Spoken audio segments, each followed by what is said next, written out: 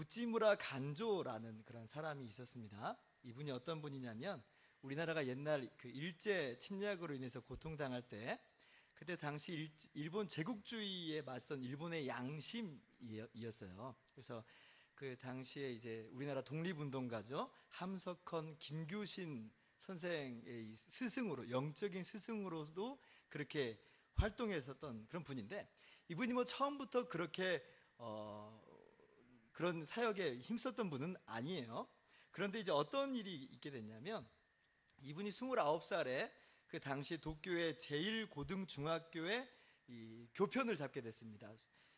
그 당시에는 이게 도쿄대학교예요. 도쿄대학교 교양학부의 전신인데 거기에서 이제 교편을 잡는 교사인 거예요, 한마디로 말하면. 근데 그때에 1890년에 메이지 정부, 일본 메이지 정부에서 교육치거를 제정을 하고 그것을 따르고 그것에 대한 예의를 갖추도록 합니다. 교육치거가 뭐냐면, 이게 저희가 학교 다녔을 때 외웠었던 국민교육헌장 있잖아요. 이제 그런 거 비슷한 거예요.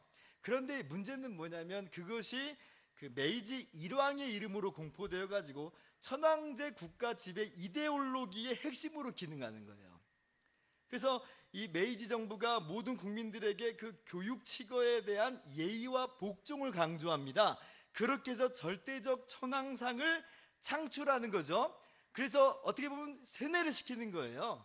그렇게 지금 일본 국민들을 그렇게 교화를 시키는 건데, 그때 우찌무라 간조가 학교에서 그렇게 예의를 취하고 복종하게끔 할 때에 예의를 표하지 않고요, 머리를 조금밖에 숙이지 않아요.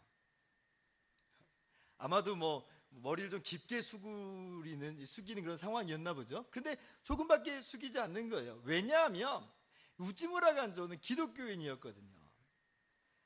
그러니까 이 교육치거를 바라보면서 그것에 대해서 예의를 갖추고 복종한다는 것 자체가 기독교인의 신념에 부합하지 않는다고 본 거예요. 그래서 그렇게 예의를 취하지 않는데 그게 난리가 났어요. 불경 사건이라고 해가지고 그 사회 속에 엄청난 파장을 일으킵니다. 그래서 그 결국 우찌무라 간조가 한 달 만에 면직을 돼서 직장을 잃어요. 그러면 그 당시 분위기 속에서 다른 곳에서 교편을 잡을 수 있을까요?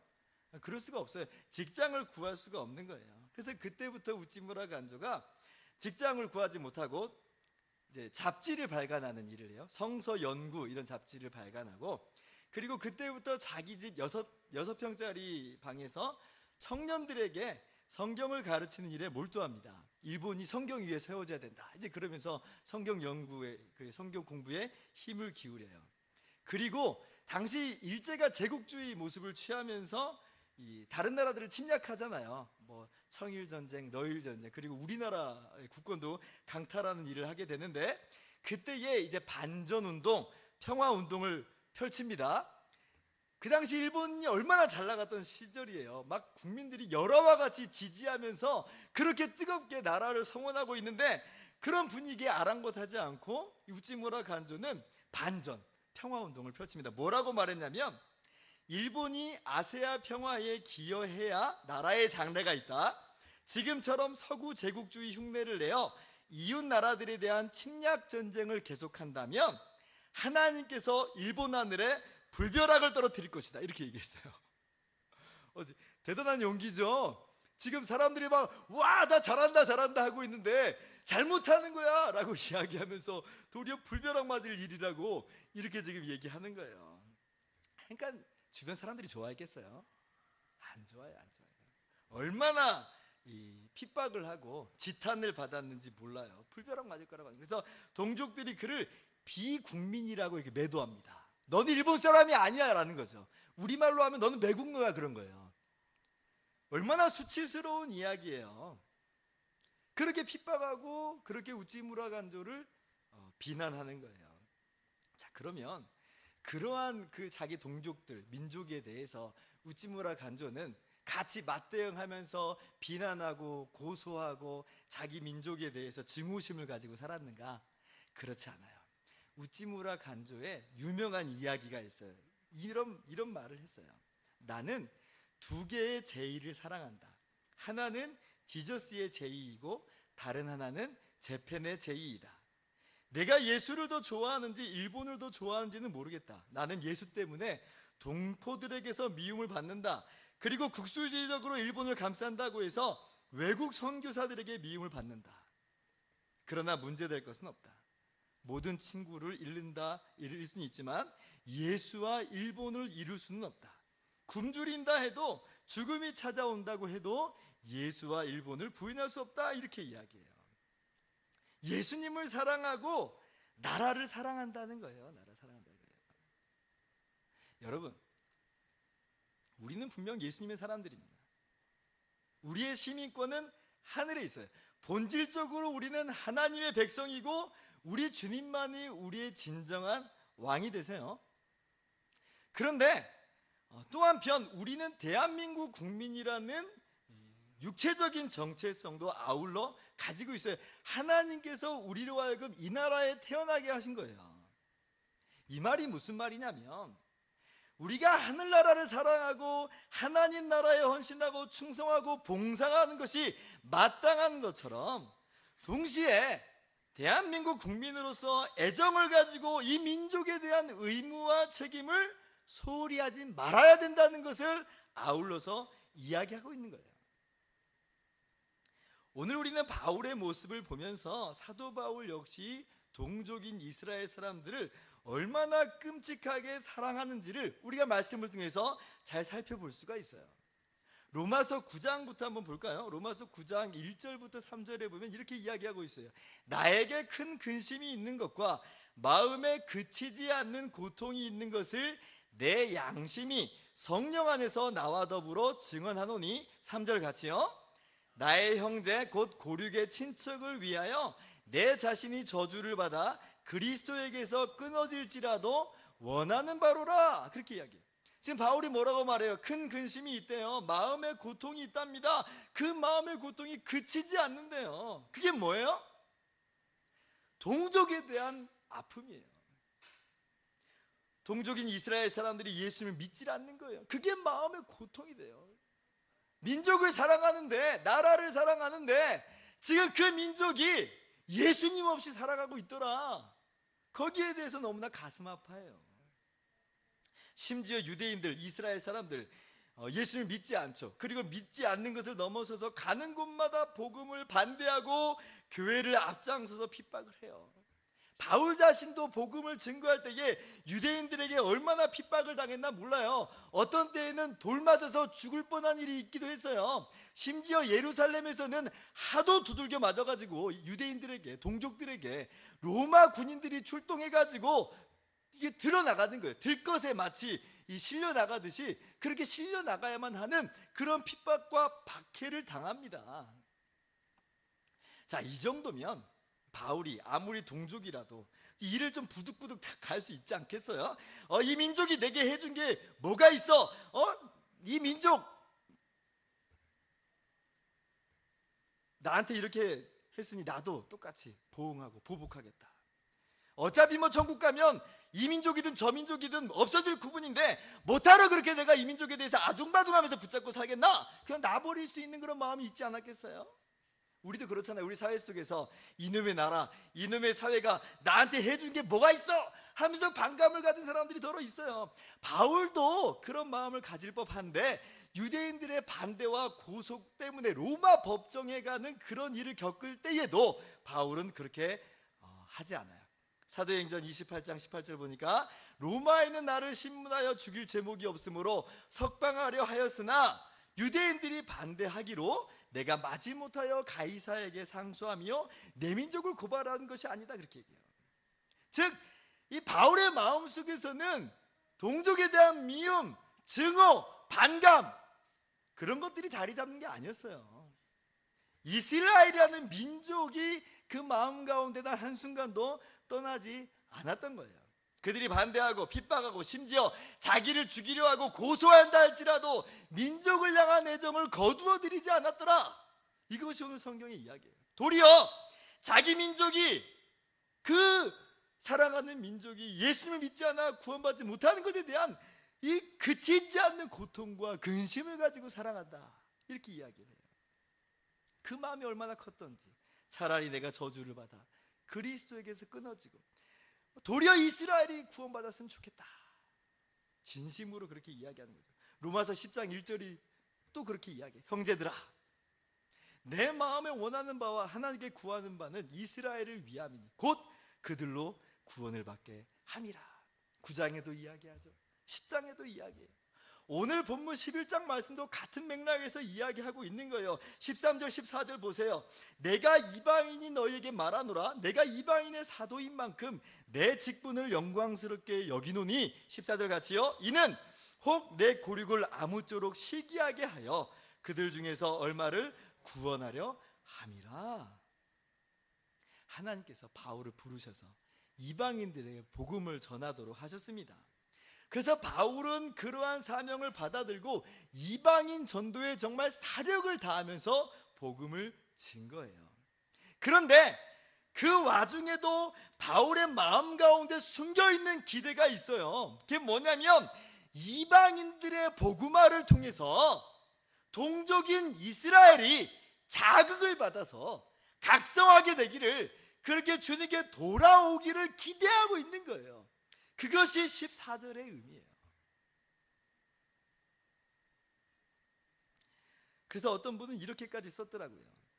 어쩌면 바울은 동족 이스라엘 사람들이 어떻게든 자극을 받아서 예수 그리스도를 믿어 구원 얻기를 바라는 마음이 너무나도 간절했기에 이방인들을 위한 복음 전도에 더욱 헌신적이었는지도 모른다. 이방인들의 전도에 헌신적이죠. 사명을 줬으니까. 근데 정말 그렇게 헌신적이었던 이유 중에 하나는 그것을 통해서 동족인 이스라엘 백성이 한 명이라도 더 주님을 믿게 되기를 바라는 마음, 그 마음 때문에 더 헌신했을 것이다, 그렇게까지 이야기를 해요. 이를테면 그런 거죠. 사랑하는 여인이 있는데, 적이 있는데 나한테 관심이 별로 없잖아요. 그럼 어떻게 해요? 그 옆에 있는 여자에게 친절과 호의를 베풀잖아요. 질투심 유발 작전 해보셨습니까? 그런 것들. 복음 전도는 뭐 물론 그런 거하고 다르죠. 뭐 이방인들이 찬밥 신세다, 그런 건 아니에요. 정말 이방인들을 사랑하는 마음으로 바울이 최선을 다했다고 이야기해요. 그런데 그렇게 이방인들을 향한 전도와 더불어서 동족 이스라엘을 향한 끊임없는 사랑이 바울의 마음 가운데 타올랐다는 거예요. 오늘 이 말씀은 이 시대를 살아가는 우리들, 특별히 이 땅에, 이 대한민국 국민으로서 우리가 어떤 자세를 가지고 살아가야 되는지를 잘 보여주고 있습니다. 우리 어떠한 자세로 기독교인으로서 이 나라를 향해서 살아가야 될까요? 바울과 같이 나라와 민족을 향한 타오르는 애정을 가지고 살아가는 저와 여러분이 되기를 주님의 이름으로 축원합니다. 그런 일이 없기를 바라지만 몇 년 전에 한국, 중국, 일본 이 3국 청소년들에게 전쟁이 나면 어떻게 하겠느냐라는 그런 설문을 한 적이 있어요. 근데 이제 그때 물론 전쟁이 나지 않기를 바랍니다. 그런데 이제 그때에 앞장서서 나라를 지키겠다, 싸우겠다라고 이 대답한 비율이 일본 청소년들은 41%. 자, 그러면 우리나라는 몇 퍼센트일까요? 우리나라는 10%예요. 꼴등. 자, 외국으로 나가겠다. 전쟁이 나면 나는 외국으로 나가겠다. 일본은 1.7%입니다. 우리나라가 또 꼴등을 했어요. 10%가 나가겠다. 물론 통계는 통계라서 뭐 어디까지 신뢰해야 되는지 신뢰할 수 없는 부분도 있다고 생각을 합니다. 올해 3월 달에 나라사랑 의식지수 조사를 보면 우리나라 국민의 72%가 나라를 지키겠다, 싸우겠다, 그렇게 답변을 해요. 그런데 거기서도 의미심장한 내용이 있어요. 뭐냐면 어른들은 80대, 70대, 60대 어르신들은 나라를 위해서 싸우겠다, 다 그렇게 이야기하는데 우리 30대, 특히 20대로 내려가면 50%로 떨어져요. 점점 더 그런 분위기가 있다는 거예요. 물론 이 질문 하나가 무슨 나라 사랑, 이 민족을 사랑하는 전부를 보여주는 것은 아니에요. 한 분야에 국한된 것에 불과하죠. 그러나 나라와 민족에 대한 애정이 식어가는 세대를 반영하는 것은 또 사실이라는 거예요. 사회가 그렇게 만든 측면이 물론 있습니다. 뭐 금수저니 흙수저니 이런 온갖 모순과 불합리와 부조리가 있어요. 우리 청소년들이 하는 말이 뭐예요? 헬조선, 이 땅은 정말 살만한 땅이 아니다라고 하면서 탈출하고 싶다는 것들을 인터넷상에서 막 사람들이 표출을 해내요.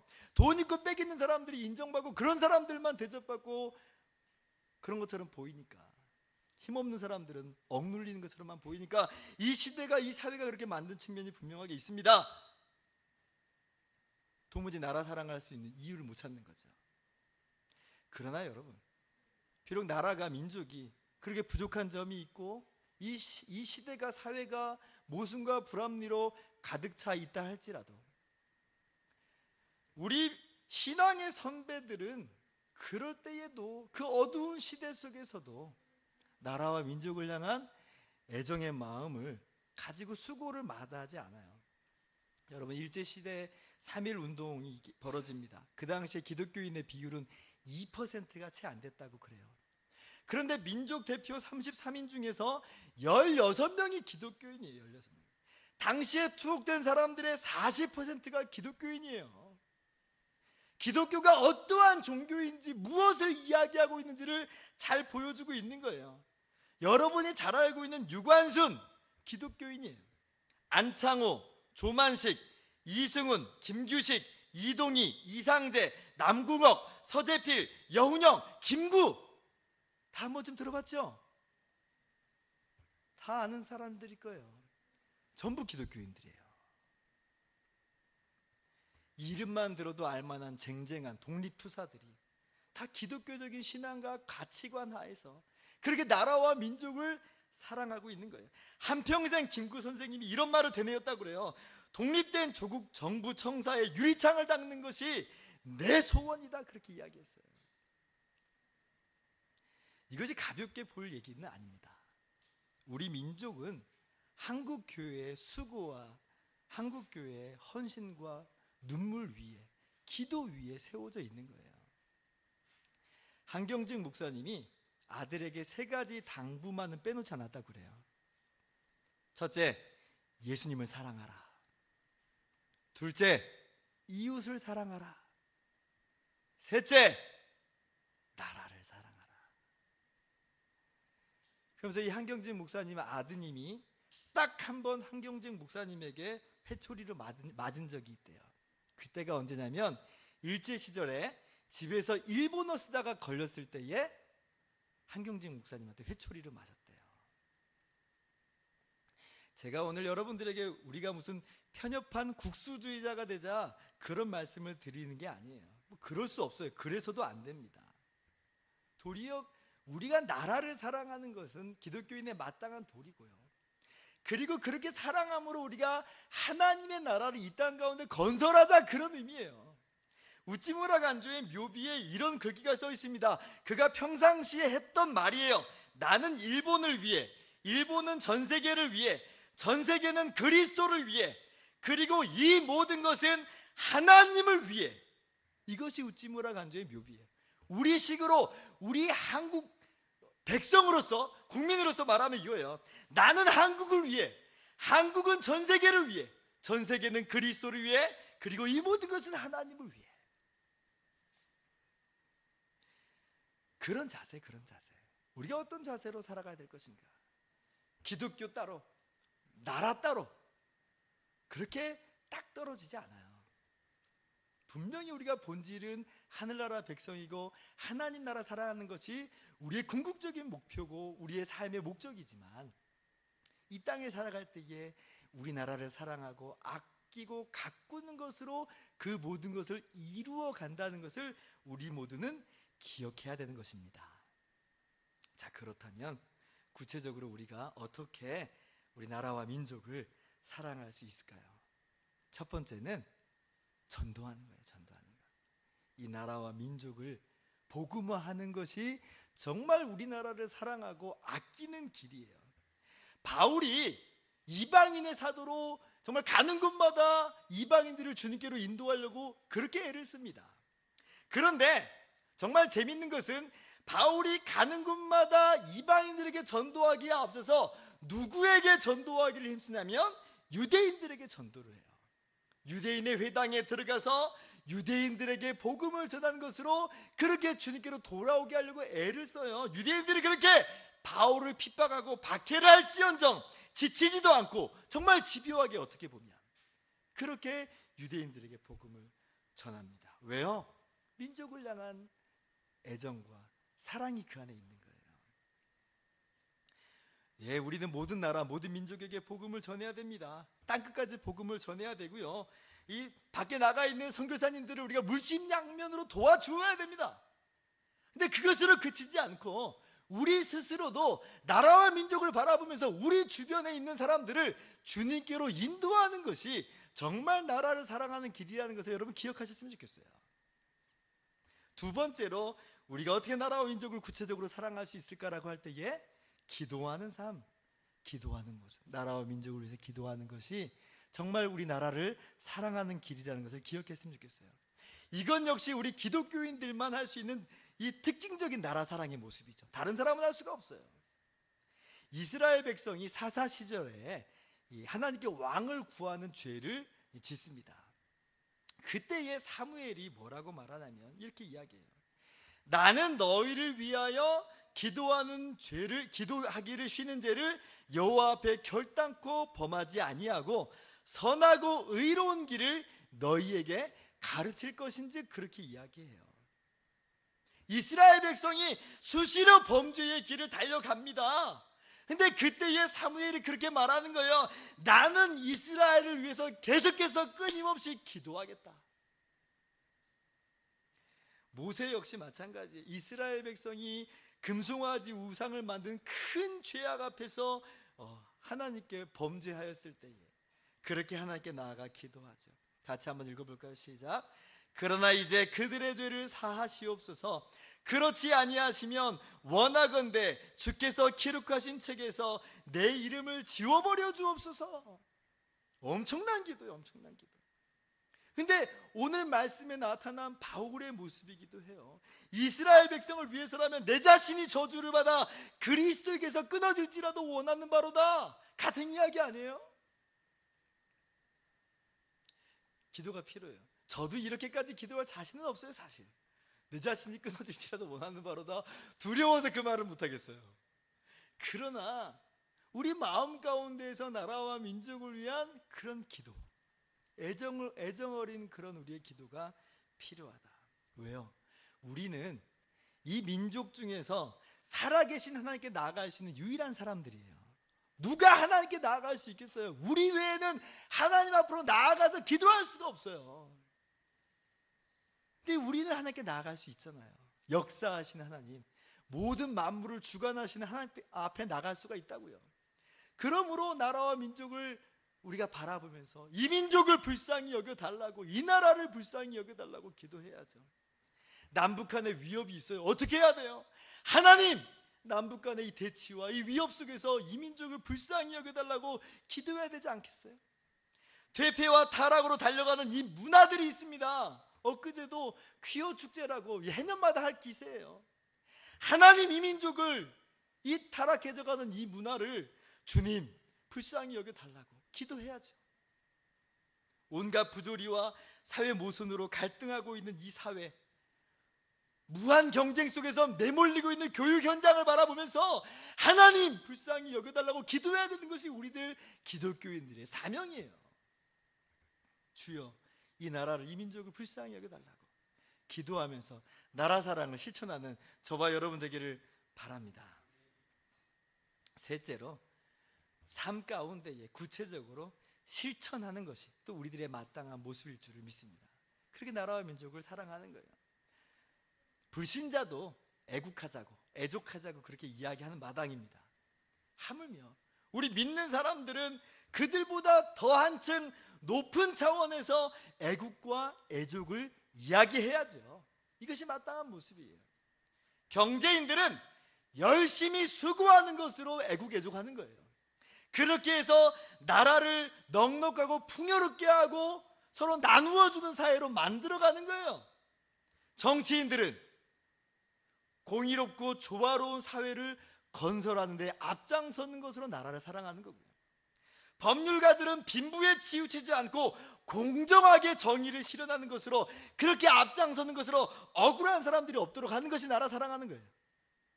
예술인들은 수준 있는 문화를 생산하는 것으로 진정한 창조주 대신 하나님을 높이는 거죠. 방송인들도 마찬가지예요. 아브라함 카이퍼라고 하는 화란 유명한 신학자요, 정치가가 그런 말을 해요. 이 땅에 어느 한치도 하나님의 것 아닌 것이 없다, 그렇게 이야기합니다. 이 나라의 민족도 하나님의 것이라는 말이에요. 그렇다면 이 나라의 민족을 가꾸고 아름답게 빚어가는 것은 하나님의 것을 가꾸어가고 빚어가는 일입니다. 여러분의 모든 삶과 모든 영역이 하나님의 주권이 미친다는 것을 기억하면서 하나님의 것으로 만들기를 애쓰는 여러분의 구체적인 이 가정과 사회와 직장 속에서 그렇게 주님을 영화롭게 하는 것이 정말 나라를 사랑하는 것이고 하나님 나라를 건설하는 일이에요. 그렇게 여러분이 이 나라를 사랑함으로 이 나라가 주님의 나라가 되고 하나님을 영화롭게 하는 그런 나라가 되기를 주님의 이름으로 축원합니다. 말씀을 마치도록 하겠습니다. 윤동주 시인의 십자가라는 시가 있어요. 한번 읽어보겠습니다.